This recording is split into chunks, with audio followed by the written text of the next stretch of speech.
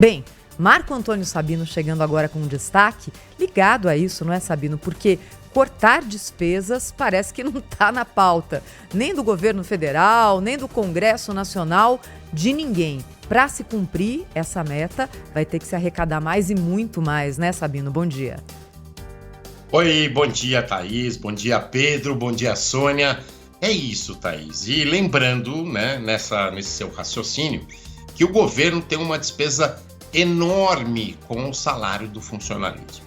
Tem um dado muito interessante que foi divulgado recentemente pelo IPEA, o Instituto de Pesquisas Econômicas Aplicadas, um órgão do próprio governo, um órgão ligado ali aos ministérios. Pois bem, o IPEA dá números do funcionalismo público e esses números são muito interessantes. Números normalmente em rádio e televisão, eles são difíceis de compreender. Eu vou falar devagarzinho para que todos nós possamos entender a gravidade desses números. Olha só, o Brasil tem, segundo o IPEA, 11 milhões e 300 mil funcionários públicos só no governo federal. Não estou falando nem de cidades e estados. 11 milhões e 300 mil funcionários públicos. Isso significa 13% de toda a Força Nacional de Trabalho.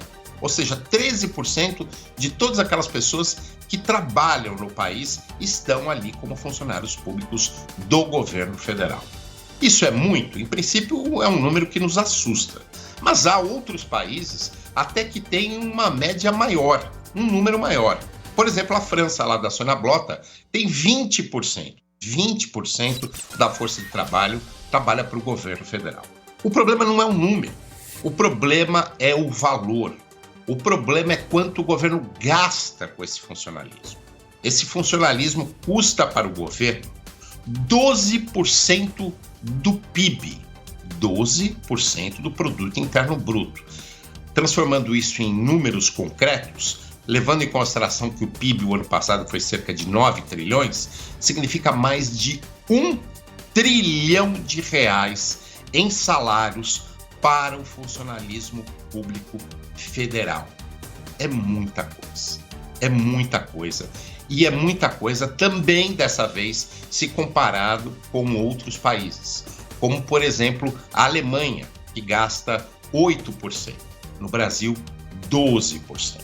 É óbvio que esses valores, eles não privilegiam, eles não beneficiam, em média, ali, o funcionalismo público médio.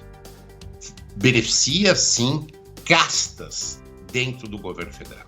E são essas castas que levam os valores lá para cima, levam para os céus, levam realmente a picos, a valores altíssimos e inaceitáveis.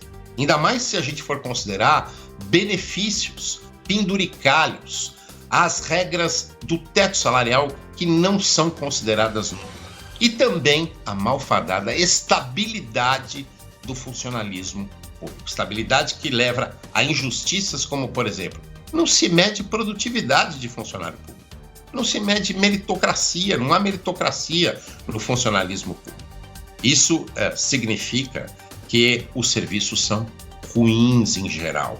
Eu dou o exemplo que todo mundo vive todos os dias, que é a questão da saúde, ou a saúde pública, ou a educação.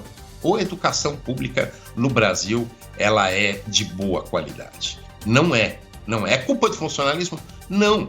Mas é culpa de investimentos errados. Quer dizer, se gasta-se muito com uma casta e deixa-se de treinar professores, por exemplo, ou de se investir mais na estrutura para que esses professores possam trabalhar de acordo.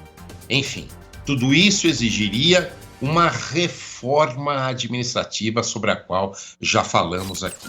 E que deveria ter precedido, Sônia Blota já falou isso, Thaís já falou isso aqui, deveria ter precedido a reforma tributária, exatamente para indicar quanto o governo pode economizar. Ora, quando você tem contas estouradas em sua casa, como mostrou a Thaís aí, estão estouradas as contas de governo, você não simplesmente deixa de gastar, mas você corta despesas também. É a combinação dessas duas atitudes, dessas duas providências que geram o equilíbrio. E a reforma administrativa, por enquanto, é apenas o bode na sala que o presidente da Câmara dos Deputados, Arthur Lira, colocou.